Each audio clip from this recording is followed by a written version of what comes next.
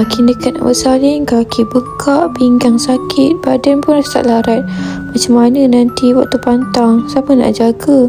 Boleh ke nak bertungkus sendiri? Alhamdulillah, akhirnya baby lahir dengan selamat. Tapi sekarang bermulalah cabaran berpantang. Nak cuba bertungkus secara tradisional tapi susah sebab kena panaskan tungku dulu. CA pula belum datang. Suami mana pandai nak uruskan. Ramai yang recommend tungku digital Matika yang baru ni sebab dia pantas, mudah dan selamat untuk digunakan. Senangnya pakai tungku baru ni. Tak payah bakar, charge 20 minit. Lepas ni kalau bengkak susu ke, lenguh pinggang ke, boleh bertungkus sendiri bila-bila masa je. Tungku Matika menjadi pilihan kepada lebih 45,000 ibu berpantang dan terdapat 1,000 lebih feedback positif. Alhamdulillah, kali ini pantang lebih mudah dan selesa. Untuk first time mom atau mami yang dah bersalin ramai, jangan risau. Dengan tungku digital Matika, kita boleh pantang dengan lebih pantas, mudah dan selamat. Selain tu, Matika ada buat promo 40% off dan akan dapat limited free gift sempena launching new edition tungku digital Matika. Jangan tunggu lama-lama, dapatkan tungku digital Matika di media sosial Matika HQ. Ijak akan tag social media Matika di caption.